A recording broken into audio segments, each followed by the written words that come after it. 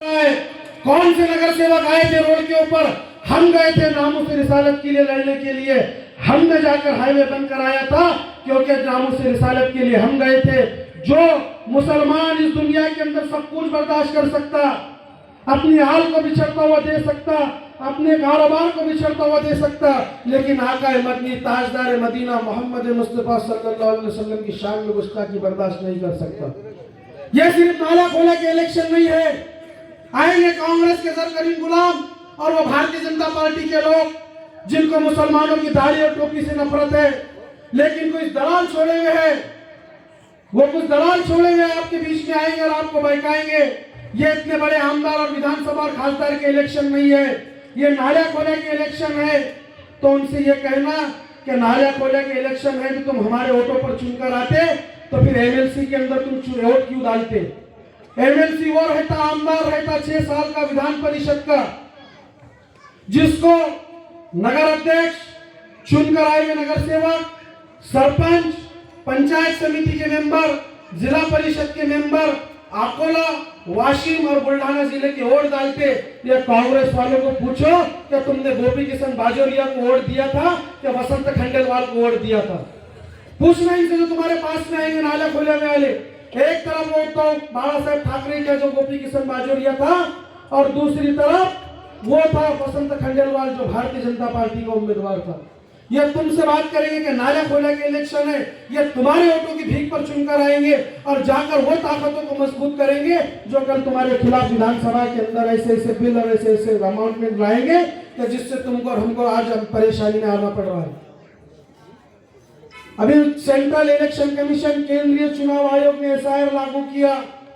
मेरे रिश्तेदार मध्य प्रदेश में है, उनका एक मैसेज और एक फॉर्म आया कि जैसा मैं मोहम्मद दानिश अब्दुल रशीद यादी भाग क्रमांक 186/1 अनुक्रमांक मतदार यादी का 1925 प्रभाग नंबर 12, इसके अंदर अगर तेरा नाम है तो 20 साल पहले तेरे पापा का नाम का था, उसका डाटा लाकर उनको दो, वो मतदार यादी लाकर दो। तो ये सड़क छाप, अंगूठे छाप नगर सेवक वो टाइम में 20 साल पहले की यादी कहां पर लाकर देंगे? उनको खुद को उनका नाम लिखती नहीं आता तो 20 साल पहले का रिकॉर्ड तुम्हारे को कहां से लाकर देंगे? अगर तुम वो डॉक्यूमेंट जमा नहीं कराएंगे तो तुम्हारा नाम इलेक्शन यादी में से कट। जब तुम वोट ही नहीं देंगे तो इस देश के नागरिक कहां से है? तुमको समझना पड़ेगा ये एसआईआर कितनी बड़ी चाल है। अभी तो वो महाराष्ट्र में लागू नहीं है, अभी वो सिर्फ मध्य प्रदेश, बिहार, बंगाल, तमिलनाडु में लागू है। अगर इलेक्शन के बाद में यहाँ पर लागू हो गया तो क्या तुम्हारा नगर सेवक इतना पढ़ा लिखा है कि 20 साल पहले की इलेक्शन कमीशन से मतदार यादी लाएगा और तुम्हारे डॉक्यूमेंट लाकर तुमको देगा? जन्म दाखिलों का मुद्दा आया, हमारे पहलवान की उम्र के, मजीद लाला की उम्र के लोग हैं, इनके आबार अजदाद ने इनकी नोंद नहीं कराए होंगे। आज इनके पास में आधार है, इलेक्शन है, स्कूल की टीसी है, राशन कार्ड है, उनके साथ में गवाह देने वाले 2 लोग हैं कि यहाँ पर पैदा हुए, उसके डॉक्यूमेंट पूरे जोड़कर ये किसको देना है? अभी आदेश आया गवर्नमेंट का, कम से कम एसडीएम, सब डिविजनल मैजिस्ट्रेट, जिसको कहते हैं उप विभागीय अधिकारी, है मालूम? अब जैसे मजीद लाला बैठे, इनकी पैदाइश 1965 की है, इनको इनके स्कूल की टीसी, इनको इनका आधार कार्ड, इनको इनका राशन कार्ड और इनको एक 100 रुपए के स्टैंप पर एफिडेविट करके देना पड़ेगा और 2 गवाह देना पड़ेंगे। पुलिस इनकी इन्वेस्टिगेशन करेगी कि ये यहाँ पर पैदा हुए कि नहीं हुए। इनको एक पेपर में जाहिरात देना पड़ेगी कि मैं मजीद लाला, मैं यहाँ पर मोहनपुरे का रहने वाला था, मैं ये तारीख को पैदा हुआ। इसके ऊपर एक 7 दिन तक के पेपर में जाहिरात रहेगी, उसके बाद में इनका जन्म दाखिला बनेगा। क्या ये कोई तुम्हारा नगर सेवक कर सकता? क्या उसको मालूमात है? जिसको सब डिविजनल मैजिस्ट्रेट किसको बोलते वो नहीं मालूम, वो जाकर शासन और प्रशासन से जन्म दाखिले क्या बनाएगा? नगर पालिका के अंदर लाखों करोड़ रुपए का भ्रष्टाचार हुआ, लेकिन कोई नगर सेवक ने ये नहीं बोला कि हमारे जन्म दाखिले के रजिस्टर फट गए, उसको तुमने अभी तक के क्यों नहीं उसका डाटा रजिस्टर करके ऑनलाइन करके रखा था? नहीं बोलेंगे। एक रोड को 3 बार बनाएंगे। मैंने कंप्लेन करा था हमीद शेख मिर्ची वालों के घर से लेकर मोहसिन कच्ची के घर तक, पहली जनरल बॉडी के अंदर मीटिंग में उसका रास्ता खा गए थे मेंबर साहब।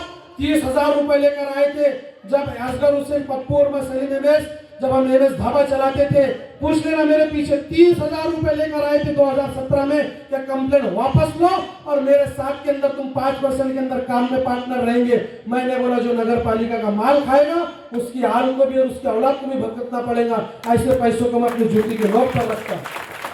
अगर ईमान का सौदा करना रहता, ये इमरान रशीद है। 2019 के अंदर पुरस्कृत उम्मीदवार को सिर्फ बेबी फॉर्म जोड़ने के 30-30 लाख रुपए मिल रहे थे। 2019 के अंदर अगर मैं 30 लाख ले लेता, 30 लाख के प्लॉट लेके डाल देता तो आज 1 करोड़ रुपए की प्रॉपर्टी होती।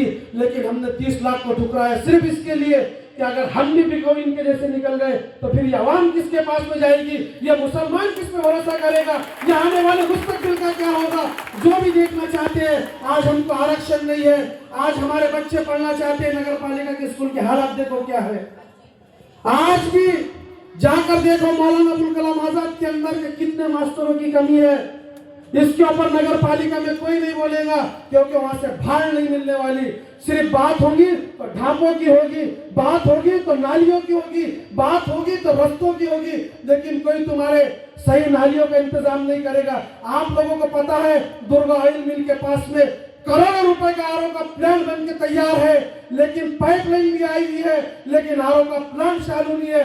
यह आरओ का प्लांट चालू नहीं है, वही पानी 14 दिन के बाद में आ रहा, वही पानी जो जानवर भी नहीं पी सकते। और दूसरे एरिया जाकर देखो जनता कॉलेज की तरफ का, तीसरे दिन पानी आ रहा, पानी की क्वालिटी देखो, फिल्टर पानी आ रहा।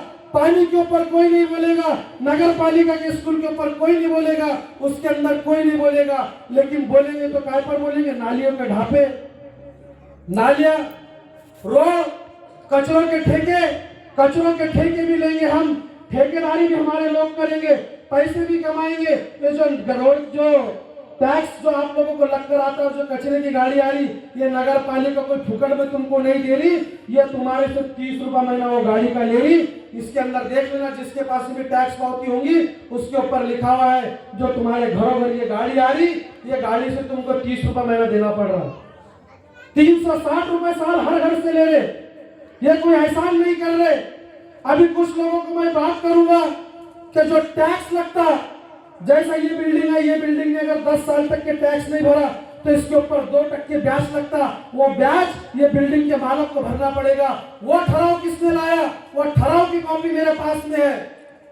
वो ठहराव लेकर आए मलकापुर नगर परिषद की पहली जनरल बॉडी मीटिंग का ठहराव नंबर 5, तारीख 7 अगस्त 2014।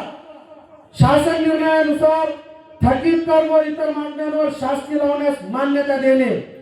मतलब तुम्हारा जो कर, जो टैक्स है और इतर जो टैक्स है, दूसरा जो टैक्स है, उसके ऊपर 2% ब्याज लगाने का ठहराव किसने लाई, वो ठहराव लाने वाली थी हमारी बहन मंगला श्री कृष्ण पाटिल, यानी राजू पाटिल की बहन, वो टाइम में नगर अध्यक्ष थी। ये मेरे पास कॉपी है। उसके ऊपर सही देने वाले सूचक थे यूसुफ का, उस्मान का, और उसके अनुमोदक थे हमारे नारू सेठ नीलानी। जो लोग मुसलमान कह रहे थे कि अब कभी वल्ली चौक का रोड नहीं बनाओ, नारू सेठ को चुनकर लेकर आए। जब नारू सेठ को मालूम पड़ा कि यहाँ पर ओबीसी आ गया, अगर कभी कांग्रेस उनको टिकट नहीं देती तो वो भी भारतीय जनता पार्टी में जाते थे। लेकिन शर्त यह है कि ओपन नहीं आया, ओबीसी आ गई। ओबीसी आने की वजह से उनके भी सपने के अरमान चूर हो गए। ये बातें मुद्दे लाएगा कौन?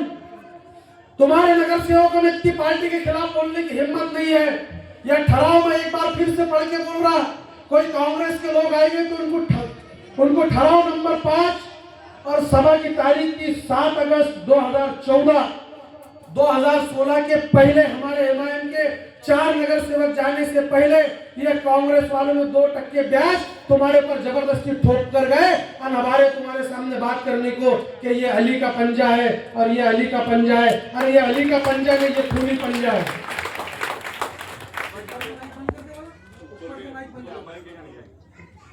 ये अली का पंजा नहीं, ये खूनी पंजा क्यों है मैं तुमको बताता हूं। राजीव गांधी भी चुनकर नहीं आता था, वो एहसान जाफरी चुनकर आता था अहमदाबाद से। एहसान जाफरी की पूरी परिवार का कत्लेआम हुआ, जिंदा जलाया गया। जकिया जाफरी फोन लगा लगा के थक गई, अल्लाह उनको जन्नत नसीब करे। सेंट्रल के अंदर कांग्रेस के लोग थे, मैं इसलिए कह रहा हूं कि ये नाला खोले के इलेक्शन है, लेकिन एक खासदार को नहीं बचा सकी तो ये तुम्हारे और मेरे जैसे आम मुसलमानों को क्या बचाएगी। इसकी और एक जिंदा मिसाल दे रहा, पानी पुरवठा अभियंता थे आचार्य साहेब, सालीपुरे के नगर सेवक थे सनाउल्लाह खां जमदार साहेब। पानी के वास्ते उन्होंने वहां पर बहस करे, वहां के लोगों को पानी नहीं मिल रहा था, पाइपलाइन बदलने के लिए लड़े, लड़ते लड़ते उनकी बहसबाजी हो गई। आमदार था कांग्रेस का, नगर अध्यक्ष था कांग्रेस का, 17 से 18 नगर सेवक थे कांग्रेस के, और सनाउल्लाह की जमदार के खिलाफ 353 की केस दाखिल होती है, यानी कि सरकारी काम में अड़चन निर्माण करना, और सनाउल्लाह जमदार के ऊपर 353 दाखिल होती है। जब यह कांग्रेस का नगर सेवक को नहीं बचा सकते, नगर अध्यक्ष उनका, आमदार उनका, 1.5 साल उद्धव ठाकरे के साथ में हवाला करके सत्ता में ये बैठे, और ये एक नगर सेवक को नहीं बचाए तो ये तुम्हारे और हमारे जैसे लोगों को क्या बचाएंगे।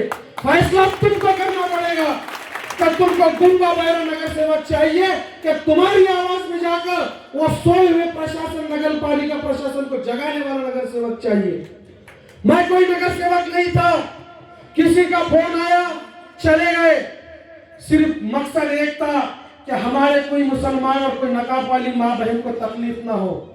आज भी यही प्रभाग के 3 हमारी माँ बहनें आई, उनसे कोई बात करने को तैयार नहीं था, सिर्फ एक नाम के आगे अंजुम लगा हुआ था, उसको सिर्फ बी करना था, वहां पर कोई सही से अधिकारी और कर्मचारी बात करने को तैयार नहीं।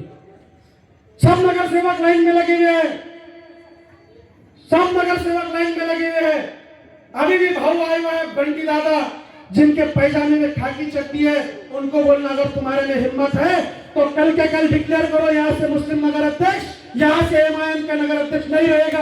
और अगर कभी 14 तारीख को मुसलमान का नगर अध्यक्ष डिक्लेयर हुआ, और बेटा अगर तुमने मुसलमान को टिकट दिया तो भारतीय जनता पार्टी की बी टीम तुम्हारी रहेगी। तुम्हारे में हिम्मत है बंटी दादा, सुनो कांग्रेस के सरकारी गुलामों, जो भातु मंडल के अंदर तुम्हारी सभा चल रही, तो डिक्लेयर करो मुसलमान नगर अध्यक्ष अभी के अभी मजलिस इत्तेहादुल मुस्लिमीन अपना नुमाइंदा वापस लेंगी। और अगर 15 तारीख को दानिश शेख की वाइफ या कोई नगर अध्यक्ष को उम्मीदवार का ऐलान होता और कांग्रेस वाले मुसलमानों को देते, तो फैसला तुम्हारी अदालत में रहेगा कि भारतीय जनता पार्टी की बी टीम कौन है। ऐलान कर रहा है जिला अध्यक्ष होने के नाते, हिम्मत है तो दो मुसलमान को टिकट, और नहीं है तो फिर मुस्लिम नगर सेवकों से कहना चाहूंगा कि हरीश रावण ने मजीद कुरैशी का पुतला क्यों जलाया था? है हिम्मत पूछने में? है क्या हिम्मत पूछने में? जाके एडवोकेट अब्दुल मजीद कुरैशी साहब माजी नगर अध्यक्ष से पूछ लेना कि सीने के नाम पर मुस्लिम नौजवानों को जेलों में डाला गया था, और ये हरीश रावण साहब शिवसेना में थे और मजीद कुरैशी साहब उनको बचाने का काम कर रहे थे, और ये रावण साहब तहसील चौक में पुतला जला रहे थे। जाके पूछ लेना मजीद कुरैशी साहब को कि ये सही है कि झूठ है। वो कांग्रेस में आ गए तो सेकुलर भाव को लेके घूम रहे, लेकिन कोई भाई आगे बढ़ेगा तो वो इनको काबिले बर्दाश्त नहीं है, क्योंकि इनके दुकानदारियां बंद हो जाएंगे। ये तुम्हारे नाम पे तुम्हारे भाव से 5 लाख रुपए लाएगा और यहाँ पर 200 से बांटेगा, 3 लाख घर में रखेगा। सुन लो मेरी कान खोलकर, अगर आवाम को कोई बेच कर आएगा तो अल्लाह उसको दुनिया में भी जलील करेगा और आखिरत में भी जलील करेगा। ये अल्लाह का फैसला है। सोचना तुमको है कयादत कौन सी चाहिए। ईमान वाली कयादत चाहिए या झुकने वाली चाहिए? ईमान वाली कयादत कोई है तो बैरिस्टर असदुद्दीन ओवैसी है। ना राहुल गांधी ईमान वाला है, ना अजीत दादा ईमान वाला है, ना शरद पवार ईमान वाला है, ना वो कोई उद्धव बाला साहब ठाकरे ईमान वाला है। ईमान वाली कयादत वो है जो बैरिस्टर असदुद्दीन ओवैसी के नाम से जानी जाती है, जिसने तुम्हारे वकार के लिए लड़ा, जिसने आकाए मद्दी के लिए लड़ा, पहलू पर लड़ा, दादरी पर लड़ा, अखलाक पर लड़ा, जुनैद पर लड़ा, यहाँ तक कि तुम्हारे और मेरे लिए लड़ा।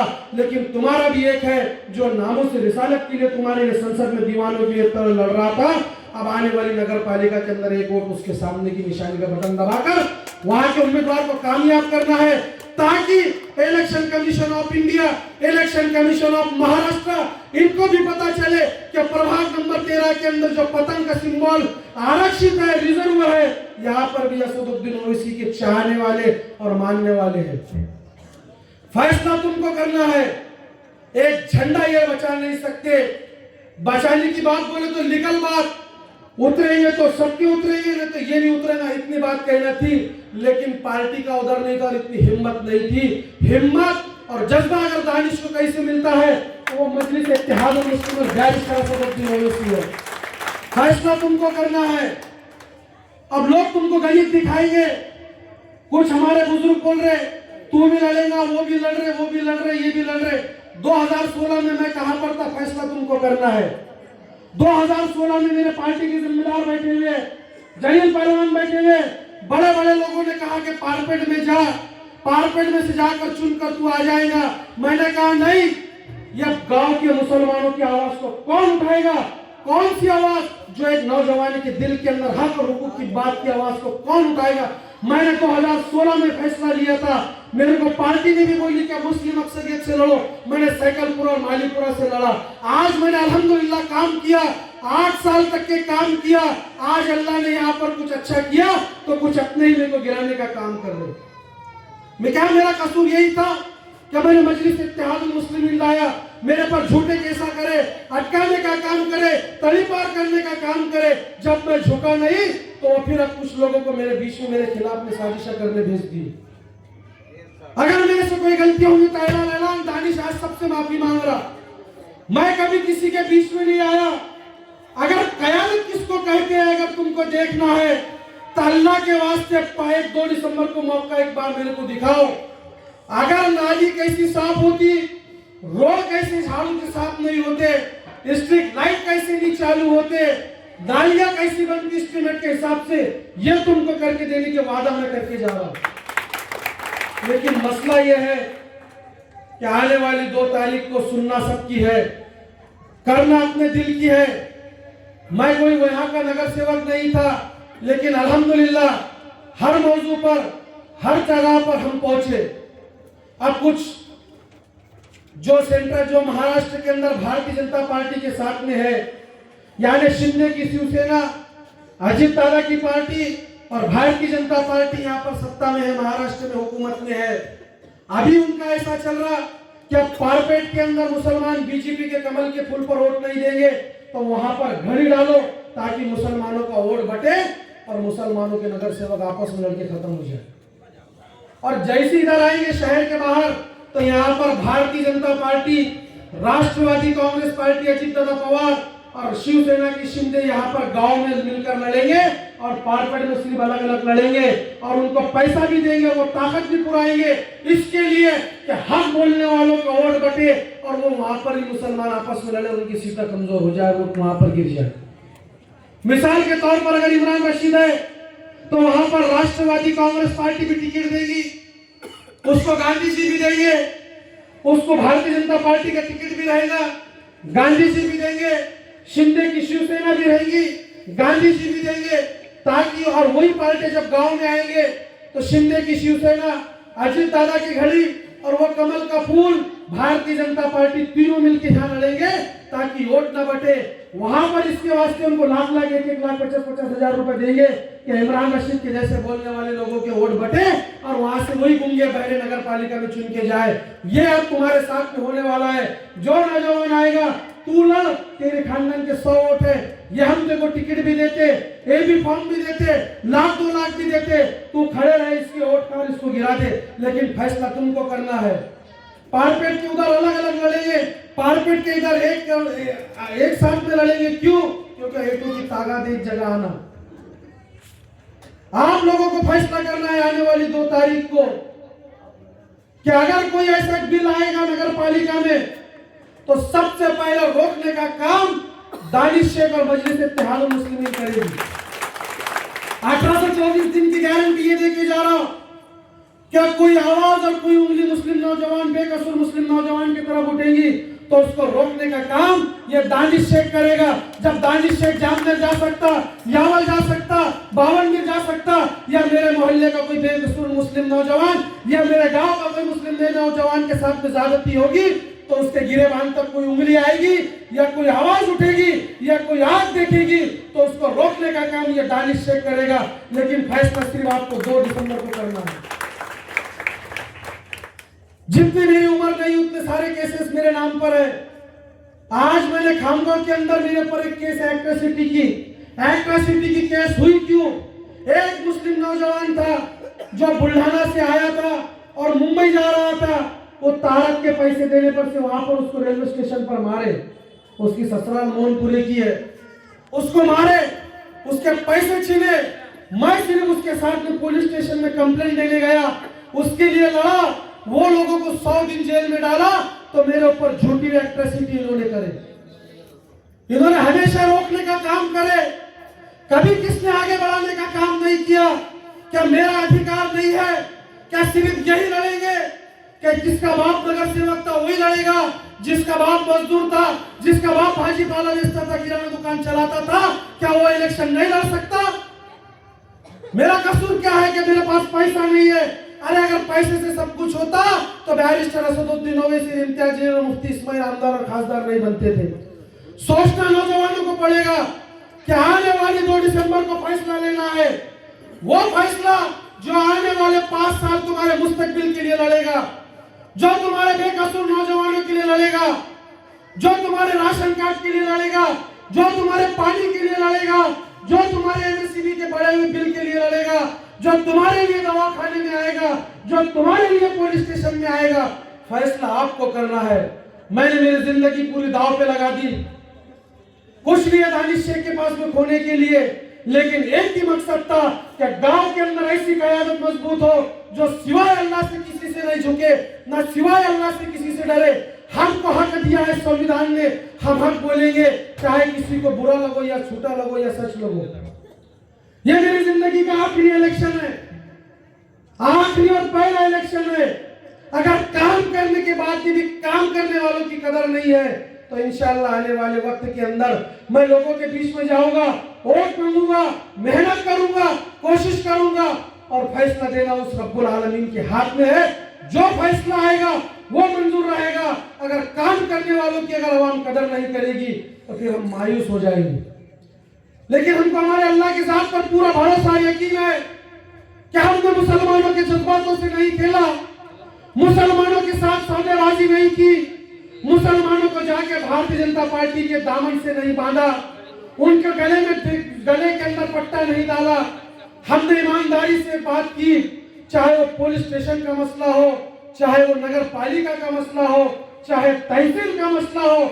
हमने जब ईमानदारी के साथ में अवाम की खिदमत की तो अल्लाह की जात से उम्मीद है कि इंशाअल्लाह सुम्मा इंशाअल्लाह आने वाली 3 तारीख को मेरे और मजलिस से हक में इंशाअल्लाह अल्लाह जरूर फैसला करेगा। अल्लाह की जात से उम्मीद है, क्योंकि हमने किसी का बुरा किया नहीं तो अल्लाह की जात से उम्मीद है कि हमारा भी बुरा होगा नहीं।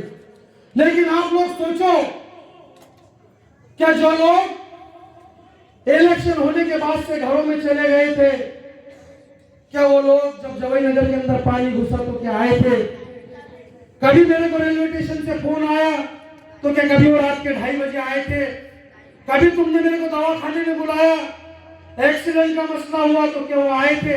मैं ये इसलिए कह रहा हूं कि नहीं था तो इतना करे, अगर आप चुनकर देंगे तो इंशाअल्लाह के इतिहास सैकलपुरा और मालीपुरा से मिलकर बताएंगे कि नगर सेवक ऐसा भी रहता।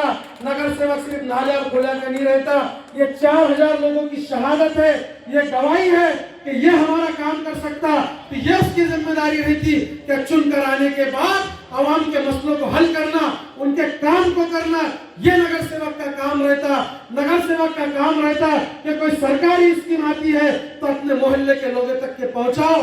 अगर कोई तकलीफ होती है तो उनके पास में जाना ये नगर सेवक का काम है, ताकि वो तुम्हारे पास में नहीं आए।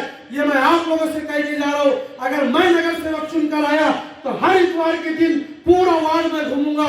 अब तुम कहेंगे कि इसके पहले भी कुछ नगर सेवक आए थे, लेकिन वो हफ्ता भर, महीना भर, महीने, 2 महीने, 3 महीने, 6 महीने आए, लेकिन उनकी जिम्मेदारी दूसरी भी थी, पार्टी के चटाया और सतरंजे बिछाने की।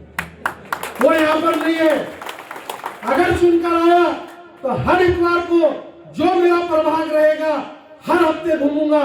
किसी के लाइट बिल की तकलीफ हो, दवाखाने की हो, परमिट की हो, चाहे नल की हो, चाहे स्ट्रीट लाइट की हो, सफाई करने वाला नहीं आता, ढापा टूटा हुआ है, ये तमाम मुद्दे अगर आप लोगों ने मेरे को दिए तो उसको इंशाअल्लाह 24 घंटे के अंदर हल करने की कोशिश पूरी ईमानदारी से करूंगा। ये वादा लेकर मैं आपके बीच में आया था। आप लोगों से मेरी दुआ है कि मैंने जिंदगी का 11 साल आप लोगों की खिदमत में लगाया। मेरे पर 17 से 18 केसेस है। अब आखिरी आप लोगों के हाथ में तो आपके फैसला है। फैसला आपको करना है कि आपको बोलने वाली आवाज चाहिए कि वो झुकी आवाज चाहिए, आपको बोलने वाला चेहरा चाहिए कि आपको जिसके मुंह में जबान नहीं वो चाहिए। आपको फैसला करना है और आने वाली 2 तारीख को पतंग के सामने का बटन दबाकर अपनी दुआओं में नवाजिए। बहुत से लोग आएंगे, उसका ऐसा है नहीं, उसका वैसा है नहीं। 3800 का प्रभाग है, 3800 का प्रभाग है। जाकर अभी भी 2 तारीख को बहुत टाइम है। एक नौजवान से कह रहा हूँ, एक बुजुर्ग से कह रहा हूँ, जाकर अभी भी मतदार यादी प्रभाग नंबर 13 की चेक करो। 3800 का कुछ का प्रभाग है, उसके अंदर देखिए वोटर कितने हैं। इंशाअल्लाह यहाँ से कयादत खड़ी होती है, लेकिन फैसला आपको करना है। सिर्फ इसके लिए कि तुम ये सोचकर वोट मत करो कि अगर उसको वोट दिए तो वो आ जाएगा, उसको वोट दिए तो वो आ जाएगा। फैसला ये करना है कि अगर कयादत खड़ी करनी है तो कयादत खड़े करने के लिए एक बार मजलिस को वोट दो और अल्लाह की जात पर भरोसा करो। इंशाअल्लाह कामयाबी कदम चुमेंगी। वाखिरु दावाना वल्हम्दुलिल्लाहि रब्बिल आलमीन। नारे तकबीर, नारे तकबीर, नारे तकबीर। तेरा मेरा रिश्ता क्या, तेरा मेरा रिश्ता क्या। आप सब लोग मेरे बिना बुलाए और आज